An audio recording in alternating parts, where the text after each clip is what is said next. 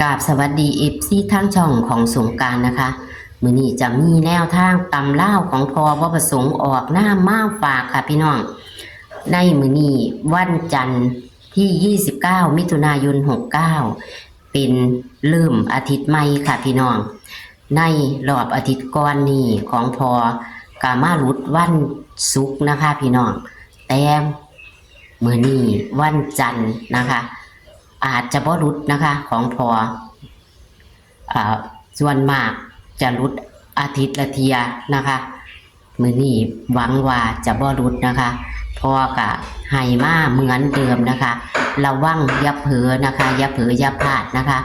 ขอให้กดไลค์กดแชร์ให้กับพอบ่ประสงค์ออกนามและช่องของสงกรานต์นี่เด้อค่ะเป็นกำลังแรงใจให้กันนะคะมื้อนี้จะเป็นตัวใดตำเล่าวของวันจันทร์ที่29มิถุนายน69ของพอบ่ประสงค์ออกนามจะเป็นตัวใดเฮาไปรับชมรับฟังกันได้เลยค่ะฮัลโหลสวัสดีค่ะพ่อขี่ไม่ได้เอาตำเล่าวค่ะตำเล่าว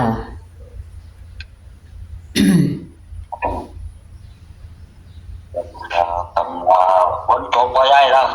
บ่ดิค่ะบ่ตกแห้งแล้งคือหยังพ่อเดี๋ยวนี้โอ้ยตก2 มื้อเรียงกันแล้วเอาติสารคามเอาเมื่อวานนี่ก่อนนี่ก็ตกเมื่อวานนี่ก็ตกอีมาเลือดถือเท่ามาซื่อๆแต่บ่ตกค่ะมาเป็นจังซั่นคือว่าใครคือว่าพายุมันเข้าคือว่าตกทั่วได้ยินตะวางสั่นละตะว่าหังบ่เห็นตะเก่าบ่ผาดดิทางว่าสินอันนี้ล่ะบ่วันที่28มันตกวันที่21มันอยู่วัดโอ้ยมันก็ดีแล้วน้ำมาได้หลายเติบเลยดอกเอาแล้วพี่ละแห้งแม่พ่อเขาก็สิตายแรงแล้วว่าคนมาหาจ้างคนไปหาหลวงตาหลวงนางอยู่น้ำไหลเลยตกมาใส่อยู่ขึ้นกันไหลอยู่ล่ะมาดีค่ะแถบทางพ่อมีหน้าคล้องบ่อะไรก็มีหน้าคล้องบ่พ่อบ่กันหน้าไอ้บ่ติดหวยดอกหน้าธรรมดานี่ล่ะโอ้ยอยู่ทางพี่ก็ล้อน้ำคือกันบ่มีคล้องคือกันถ้าขนาดกันไอ้หมู่ที่เขินๆแน่ก็ยังมีน้ำแม่ค่ะเอาเลขวิ่งเนาะพ่อแกเอาเลขในตารางก่อนลืมข้าวเลขในตารางมี2มี3มี6 2 3 6บัดนี้ก็701 แล้วก็4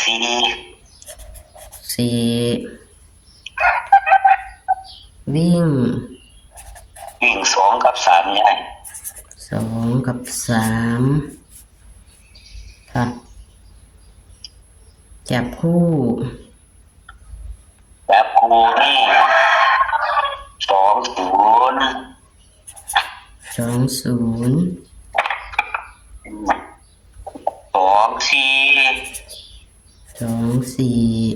36 ครับ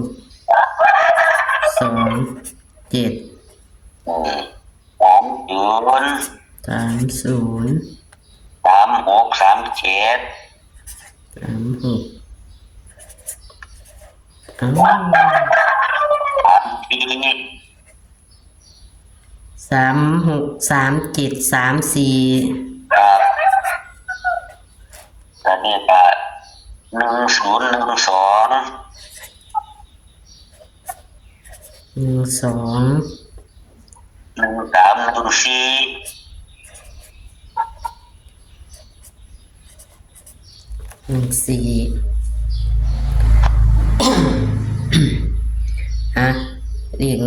เลขวิ่งของพ่อนี่ก็มี2กับ3นี่วิ่งเน้นตัวใด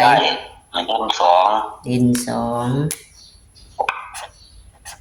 ค่ะ ดินสอง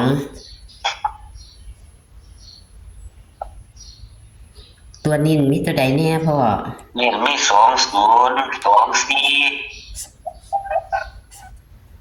2024 30 34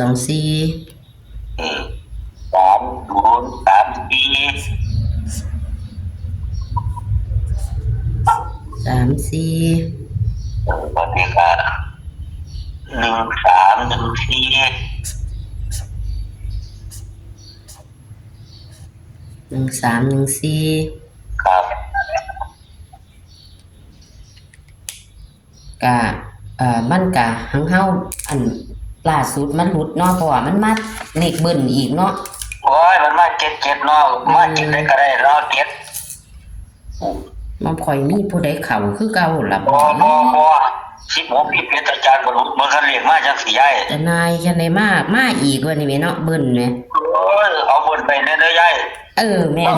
เศร้าเฮ็ดเบิ่นแล้วมาซ้ำวันนี้ มื้อนั้นบ่ได้ถามเบิ้นกันเนาะหัน แม่ มาน แต่อยากว่าเอากันเบิ้น เบิ่นมีอัน00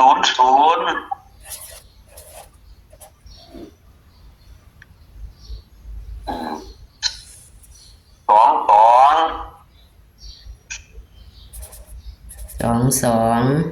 33อะไรยาย นี่คือกันเบิ้นเนาะค่ะ หลบกันเบิ่นไว้ซื่อๆล่ะคันบ่กันแล้วมันออกโลด แม่นอี่หลีนะบ่ได้ถามกันอีกต่างหากโอ้จะได้มา77แต่อยากหัวหายขึ้น ว่าจังได๋ก็ถือเด้อบ่72ก็บ่73ก็74ก็70เด้อซั่น78มื้อจังได๋มา77มานี่แม่ บ่มีสัมปติ 67มันก็มีหมดเด้อยายมัน มันก็เข้ายากอยู่คือว่าล่ะบ่มีผู้ว่าเฮ็ดสูตรอันนี้คือว่า บ่มีผู้เฮ็ดสูตรเบิ่นมีแต่เฮ็ดกันไว้ซื่อๆนั่นล่ะเพิ่นมักใส่เพิ่นซื้อบ่มักก็ผ่านไปเลขเบิ่นนั่นน่ะ เด็กไทยเฮามันเป็นตามาบ่เบิ่นงวดนี้พ่อ โอ้ยก็บอกบ่ถึงเนาะยายแต่ว่าส่วนมากเลขไทยน่ะมันก็มาเบิ่นยากอยู่ดอกบ่คือเลขลาวดอก แต่ลาวนี่มาแล้วมาอีกเนาะ แหน่ลาวมาแล้วมาอีกไทยนี่คันได้เบิ่นแล้วโดนๆพุ่นล่ะจังสิมาอีกยาย แม่นอยู่ดอกค่ะ ตามสังเกตคือว่าน่ะมีความฝันบ่พ่อ บ่แม่ยายบ่ฝันเลยแต่ว่ามันนอนดีบ่ทันได้บ่ฝนตก ฝนตกนอนดี ทางดีแล้วฮ้อนหรือเบาว่าสั่นโอ้ฮ้อนบ่ตกว่านี่แหม ตกแห้งครับตกแบบว่าตกดีครับสำเร็จบ่มีลมบ่มีฟ้า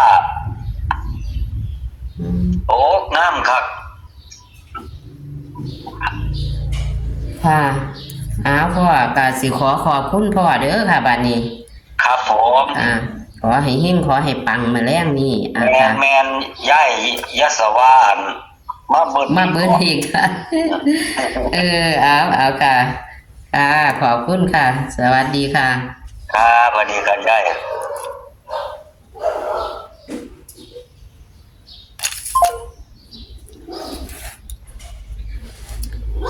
มาเลขเบิ้นบาง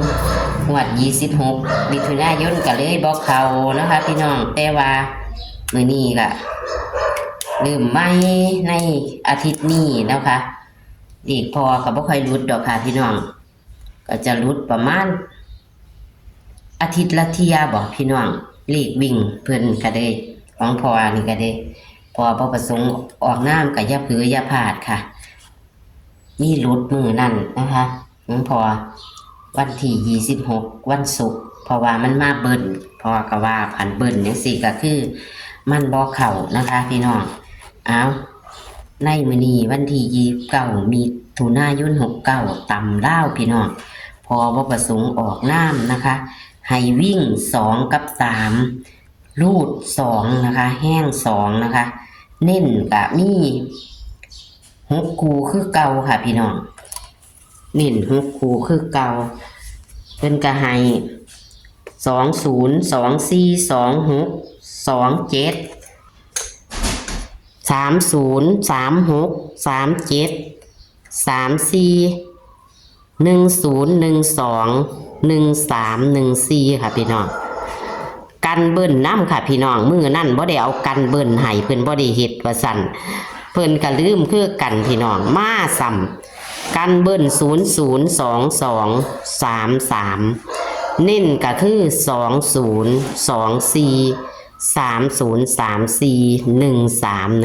202430341314นะคะอย่าเผลออย่าพลาดค่ะเลขพอบ่ประสงค์ออกนามถ้ามามักจะมาเทิงบนเทิงล่างและมักจะไปทางอุบลนะคะพี่น้องเพราะฉะนั้นอย่าพลาดเด้อเอาแคปหน้าจอค่ะแคปหน้าจอค่ะพี่น้อง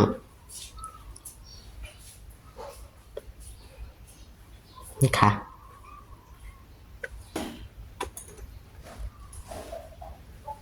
เอาไหมพี่น้องในสัปดาห์นี้วันจันทร์นี้นะคะขอให้โชคให้มานกับพอว่าประสงค์ออกนามเหมือนเดิมค่ะพี่น้องเอาคลิปนี้ก็ขอกดไลค์กดแชร์ให้กับพอว่าประสงค์ออกนามและช่องสงกรานต์คือเก่าละค่ะเป็นกำลังแรงใจให้กันนะคะก็นี่ก็มีเขามีรุดค่ะพี่น้องคลิปนี้งวดนี้วันนี้อาจจะเข้านะคะพี่น้องขอให้เฮงๆปังๆค่ะมื้อแรงขอคำว่าสวัสดีมี